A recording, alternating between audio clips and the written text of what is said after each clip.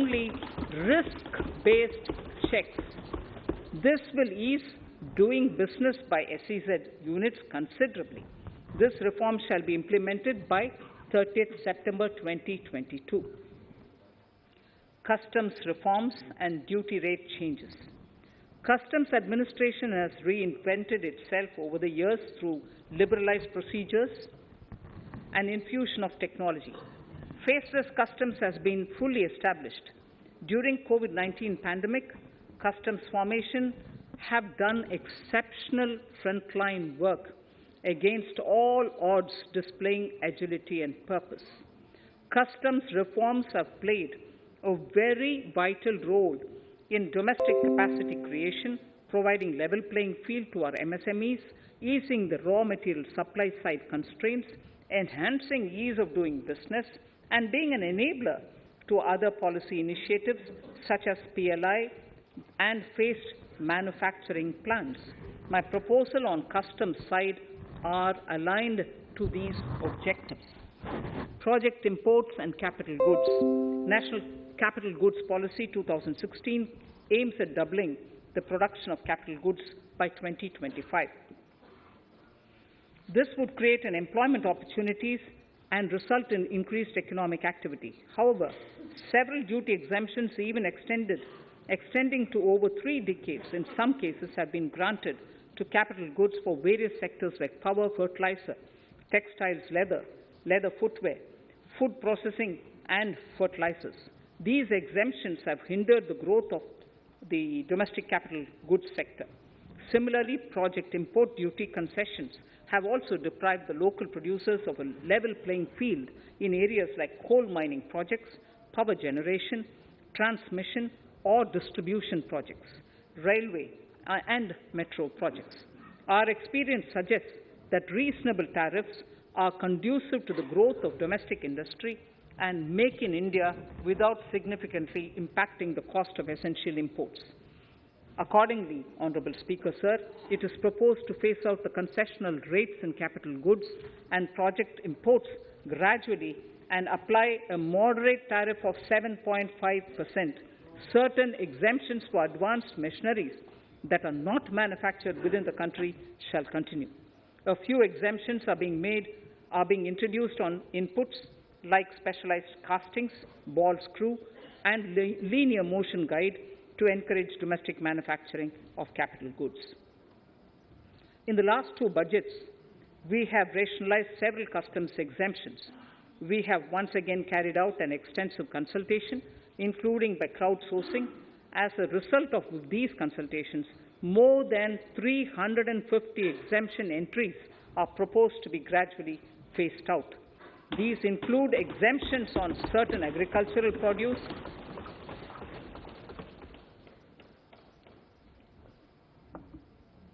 chemicals, fabrics, medical devices and drugs, and medicines for which sufficient domestic capacity exists.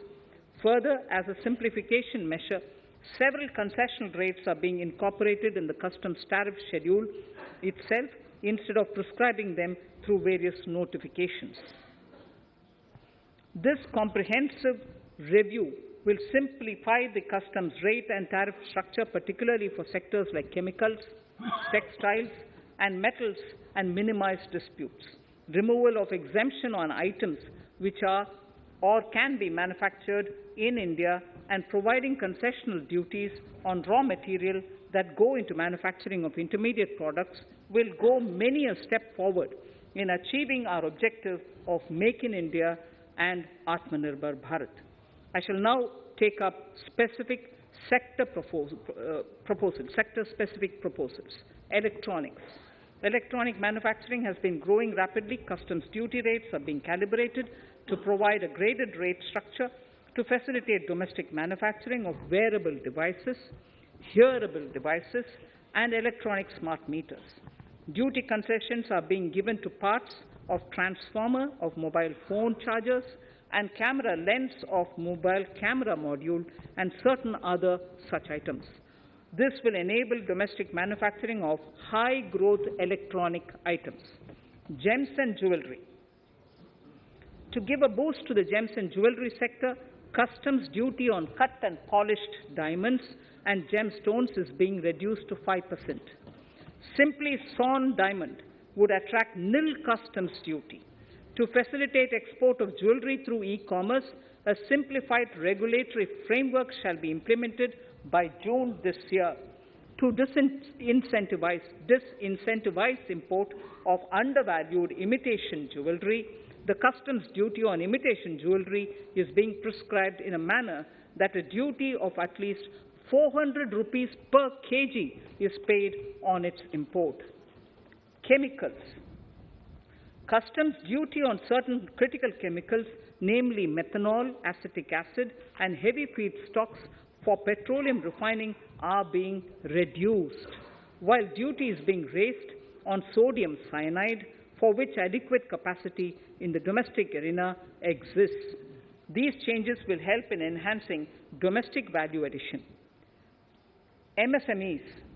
Duty on umbrellas is being raised to 20%. Exemption to parts of umbrellas is being withdrawn. Exemption is also being rationalized on implements and tools for agricultural sector which are manufactured in India. Customs duty exemption given to steel scrap last year is being extended for another year to provide relief to MSME secondary steel producers. Certain anti-dumping and CVD on stainless steel and coated steel flat products, bars of alloy steel and high-speed steel are being revoked in larger public interest considering prevailing high prices of metals. To incentivize exports, exemptions are being provided on items such as embellishment, trimmings, fasteners, buttons, zipper, lining material, specified leather, furniture fittings, and packaging boxes that may be needed by bona fide exporters of handicrafts, textiles, leather garments, leather footwear, and other goods. Honorable Speaker, sir, duty is being reduced on certain inputs required for shrimp aquaculture so as to promote its exports. Tariff measure to encourage blending of fuel. Blending of fuel is a priority for this government. To encourage the efforts for blending of fuel, unblended fuel shall attract an additional differential excise duty of rupees 2 per litre from first day of October 22. A few other changes are being made in duty rates, customs, tariff and customs law, the details of which are there in the finance bill. Mr. Speaker, sir, with these words, I commend the budget to this august House. Thank you. Item number 2, Srimati Nirmala Sitharaman ji.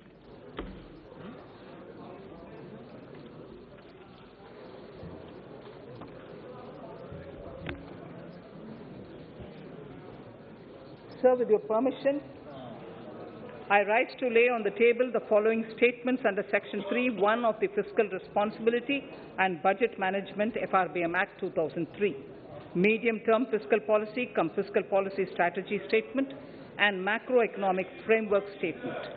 Item number 3, Vitt Vidhek 2020, Nirmala Sitharaman ji. Sir, item number 3, Finance Bill. Sir, with your permission, I rise to move for leave to introduce the Finance Bill 2022. प्रश्न ये कि वित्त विधेयक को पुनर्स्थापित करने की अनुमति प्रदान की जाए। जो सदस्य इसके पक्ष में हाँ कहें, जो सदस्य विरोध में ना कहें, मेरे विचार में निर्णय हाँ वालों के पक्ष में, हाँ वालों के पक्ष में। माननीय मंत्री जी, वित्त विधेयक को पुनर्स्थापित करें। Sir, I introduce the bill.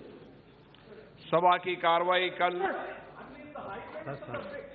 कार्रवाई कल बुधवार दिनांक 2 फरवरी 2022 को 4:30 बजे तक के लिए स्थगित की जाती है।